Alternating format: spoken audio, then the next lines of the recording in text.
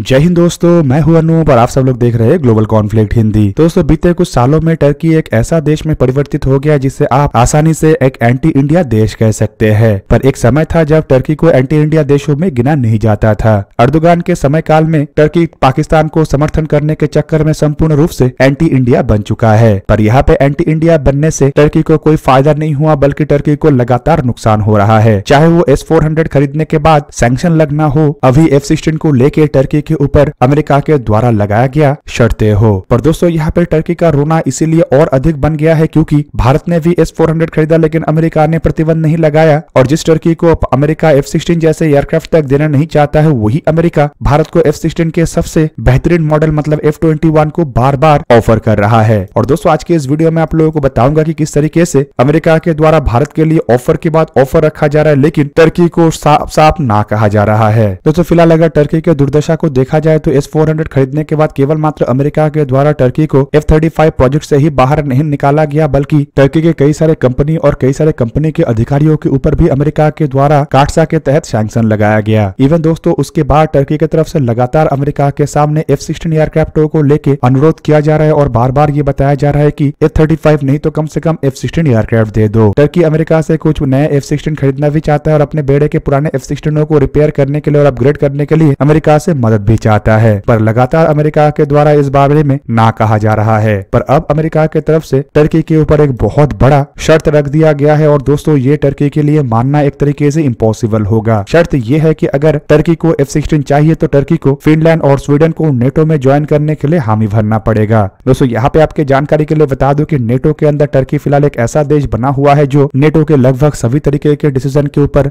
Veto कर रहा है। और टर्की के ऐसे वीटो के कारण जहाँ पे कई सारे महत्वपूर्ण देश नेटो में जुड़ नहीं पा रहा है, तो वहीं पे नेटो महत्वपूर्ण डिसीजन को भी ले नहीं पा रहा है। और अमेरिका की तरफ से फिलहाल जो शर्त रखा गया है उसके मुताबिक टर्की को फिनलैंड और स्वीडन को नेटो में जोड़ने के लिए हामी भरना पड़ेगा। पर अब तक टर्की के द्वारा इन दोनों देशों को ही नेटो में जोड़ने के ऊपर रोक लगा के रखा गया था। और दोस्तों, इससे आप लोगों को अंदाजा लग गया होगा कि एक नेटो के मेंबर होने के बावजूद टर्की का किस तरीके का दुर्दशा बना हुआ है, जबकि ऐसे दुर्दशा बनने के पीछे अगर कोई बहुत बड़ा जिम्मेदार है वो है रजब तैयब अर्दोगान मतलब टर्की के प्रेसिडेंट। दोस्तों, टर्की के प्रेसिडेंट के द्वारा हाल फिलहाल में जिस तरीके के डिसीजन लिया गया है वो एक तो नेटो के लाइन के बाहर है, तो वहीं पे दूसरी तरफ ये कई सारे देशों के हितों के विरुद्ध भी काम कर रहा है। बेसिकली अर्दोगान अपने आप को मुस्लिम देशों का लीडर बनाना चाहता है और इस चक्कर में नेटो के कई सारे देशों के साथ ये दुश्मनी मोड़ लिया है। और ऊपर से अगर देखा जाए तो यूरोप के भी कई सारे देशों को नाराज कर चुका है। नेटो में रहते हुए रशिया के साथ दोस्ती बढ़ाना और S-400 खरीदना टर्की का बड़े बड़े गलतियों में से सबसे बड़ा है। जबकि भारत विरोधी गतिविधि जो टर्की के द्वारा अपनाया जा रहा है वो भी एक बहुत बड़ा गलती है। और टर्की को यह भूलना नहीं चाहिए कि भारत फिलहाल पहले का भारत नहीं है, बल्कि ये वक्त नया भारत है जहाँ पे भारत इकोनॉमिकली भी दुनिया का 5वां सबसे बड़ा देश है। तो वहीं पे डिप्लोमेटिकली अगर देखा जाए तो भारत का रुतबा रशिया, चाइना, अमेरिका एवं यूरोप के देशों से भी काफी आगे है। ऐसे में भारत विरोधी गतिविधियों को अगर टर्की के द्वारा बढ़ावा दिया जाएगा तो इससे भारत टर्की का काफी नुकसान कर सकता है। खास करके डिप्लोमेटिकली आइसोलेशन या फिर कहे तो अपना लॉबिंग का इस्तेमाल करके टर्की के भट्टा बिठाना भारत के लिए कोई बड़ा बात नहीं होगा। दूसरी तरफ दोस्तों, अगर देखा जाए तो जो अमेरिका और टर्की को F-16 नहीं देना चाहता है वो भारत के सामने एक के बाद एक फाइटर एयरक्राफ्ट और महत्वपूर्ण हेलीकॉप्टरों के ऑफर रख दिया है। हाल फिलहाल में ही मैं आप लोगों को कई सारे वीडियो के माध्यम से बता चुका हूँ कि किस तरीके से MRFA टेंडर में अमेरिका के द्वारा 3 फाइटर एयरक्राफ्ट मतलब लॉकहीड मार्टिन के F-21 जिसे कि F-16 एयरक्राफ्टों के सबसे मॉडर्न वर्जन कहा जाता है, उसका ऑफर तो रखा गया ही है। साथ में F-15EX और F-18 सुपर हॉर्नेट एयरक्राफ्टों का भी ऑफर रखा गया। और हाल ही में कुछ मीडिया रिपोर्टों में यह भी जानकारी दिया गया है कि अमेरिका के द्वारा भारत के सामने लॉकहीड के S-92 हेलीकॉप्टर इवन सबसे महत्वपूर्ण हेलीकॉप्टर CH-57 के हेलीकॉप्टरों का भी ऑफर रखने का तैयारी किया जा रहा है। जबकि दूसरी तरफ अमेरिका के जो सबसे महत्वपूर्ण इंजन मतलब F-414 इंजनों के भी टेक्नोलॉजी ट्रांसफर करने का बात अमेरिका के द्वारा किया जा रहा है।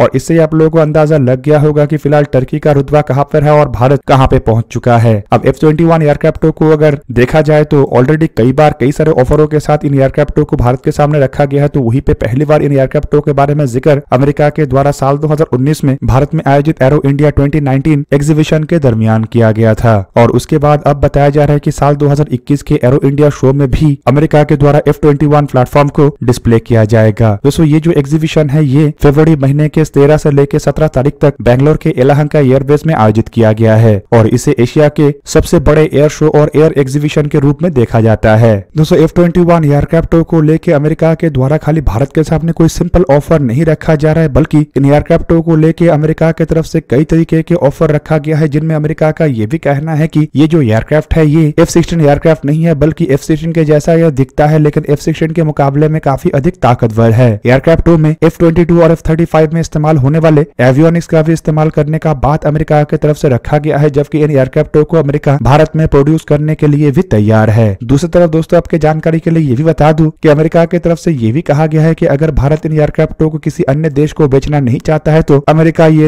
एयरक्राफ्ट केवल मात्र भारत के लिए बनाएगा और किसी अन्य देश को नहीं बेचेगा। हालांकि इसके अलावा आपके जानकारी के लिए ये भी बता दूं कि रिपोर्ट में अमेरिका की तरफ से ये भी कहा गया है कि ये एयरक्राफ्ट F-16 एयरक्राफ्टों के मुकाबले में सभी मामलों में आगे है, चाहे वो इसका सर्विस लाइफ हो, हथियारों को कैरी करने का क्षमता हो, इंजन का पावर हो या फिर एयरक्राफ्टों के अन्य फीचर। मतलब अमेरिका भारत को F-16 के मुकाबले में भी अधिक ताकतवर एयरक्राफ्टों को जहां पे भारत में बना के भारत को देने के लिए तैयार है, तो वहीं पे टर्की जैसे देश जो लगातार बीते 70 साल से अमेरिका से हथियारों को परचेस कर रहा है, इवन नेटो के भी एक एक्टिव मेंबर है और कई सारे मिशनों में अमेरिका के साथ एक साथ काम कर चुका है और कई सारे जगहों में अमेरिका का साथ दे चुका है, वही देश को अमेरिका एयरक्राफ्ट नहीं दे रहा है। अब दोस्तों कुछ पाकिस्तानियों के द्वारा ये कहा जाएगा कि भारत बहुत बड़ा मार्केट है और भारत कई सारे एयरक्राफ्टों को खरीद रहा है, जिस कारण लोभ में आके अमेरिका के द्वारा भारत को हथियार दिया जा रहा है, मतलब अमेरिका इससे फायदा अर्जन करेगा। हालांकि दोस्तों ये बात तो सही है कि कोई भी देश किसी अन्य देश के लिए बिना फायदे में कोई काम नहीं करता है। अमेरिका का यहाँ पे ऑब्वियसली फायदा है और एयरक्राफ्टों को अगर लॉकहीड मार्टिन बेच रहा है तो ऑब्वियसली इससे कुछ ना कुछ आर्थिक लाभ लॉकहीड मार्टिन करेगा। पर दूसरी तरफ अगर ये बात कहा जाता है कि भारत बहुत एयरक्राफ्टों को खरीद रहा है इसलिए भारत को अमेरिका एयरक्राफ्ट देने के लिए तैयार है, तो आपके जानकारी के लिए बता दो कि टर्की भी कम एयरक्राफ्टों को खरीदने को लेकर तैयार नहीं है, बल्कि टर्की करीबन 40 F-16 एयरक्राफ्टों को खरीदना चाहता है, जबकि टर्की अपने बेड़े के करीबन 80 F-16 एयरक्राफ्टों को मॉडर्नाइज करना चाहता है। मतलब ये भी कई बिलियन डॉलर का डील है और कोई भी कंपनी इस तरीके के बड़े डील को अपने हाथ से जाने नहीं देना चाहेगा। इवन दोस्तों अमेरिका के बाहर F-16 एयरक्राफ्टों की अगर मैन्युफैक्चरिंग को देखा जाए तो ये टर्की में बनता था, लेकिन फिर भी अमेरिका टर्की को ना एयरक्राफ्ट देना चाहता है और ना ही एयरक्राफ्टों के मेंटेनेंस और अपग्रेडेशन के लिए स्पेयर पार्ट्स देना चाहता है। इवन बड़े डील का अगर जिक्र हो ही रहा है तो यहाँ पे आपके जानकारी के लिए बता दूं कि कई सारे देश छोटे छोटे डील को भी अमेरिका से संपूर्ण कर चुका है, जिनमें 10, 12, 15 एयरक्राफ्ट भी है। इवन अगर ताइवान को देखा जाए तो ताइवान जैसे देश की तरफ से तो कुछ ही एयरक्राफ्टों को मॉडर्नाइज किया जा रहा है और अमेरिका वो भी करके दे रहा है। इवन बड़े मात्रा में एयरक्राफ्टों को देने के लिए भी अमेरिका तैयार है। अब दोस्तों कुछ पाकिस्तानियों का ये भी कहना होगा कि टर्की रशिया का साथ दे रहा है और रशिया के साथ दोस्ती बढ़ा रहा है, बोल के अमेरिका की तरफ से इस तरीके का प्रतिबंध लगाया जा रहा है। पर वहीं पे अगर दोस्तों भारत और रशिया के रिश्ते को देखा जाए तो शायद ही कोई देश इतना एक दूसरे का करीब होगा। टर्की तो केवल मात्र रशिया से S-400 खरीदा है, जबकि भारत को अगर देखा जाए तो भारत के द्वारा S-400 के अलावा भी कई सारे हथियारों को परचेस किया गया है, जिनमें AK-47 के upgraded version, AK-203, even nuclear submarine तक को लीज में लिया गया है। भारत ने रशिया से एयरक्राफ्ट कैरियर से शुरू करके फाइटर एयरक्राफ्ट, इवन अगर देखा जाए तो जब अमेरिका के द्वारा रशिया के ऊपर प्रतिबंध लगाया गया तब भी अमेरिका का परवाह किए बिना भारत के द्वारा रशिया से लगातार ऑयल परचेस किया जा रहा है और लगातार बिजनेस किया जा रहा है। और जब भी अमेरिका के अधिकारियों के द्वारा या फिर कहते पत्रकारों के द्वारा इसे लेकर सवाल उठाया गया तब भारत के द्वारा अमेरिका को इसे लेकर अच्छे से लताड़ भी लगाया गया। और दोस्तों इससे आपको अंदाजा लग गया होगा कि अगर कोई सोच रहा है कि रशिया के साथ रिश्ते बढ़ाने के कारण अमेरिका के द्वारा टर्की को यह हथियार नहीं दिया जा रहा है तो ये सरासर गलत है। हालांकि ये एक कारण हो सकता है, लेकिन सबसे बड़ा कारण है अर्दोगान की हरकत और अर्दोगान के द्वारा जिस तरीके के डिसीजन लिया जा रहा है और जिस तरीके के वेस्टर्न देशों के खिलाफ मंसूबे को बढ़ाया जा रहा है और मिडिल ईस्ट में जिस तरीके से अर्दोगान कई सारे देशों के अंदर हस्तक्षेप कर रहा है उससे अमेरिका नाराज है। इवन नेटो के अंदर भी जिस तरीके से फूट डालने का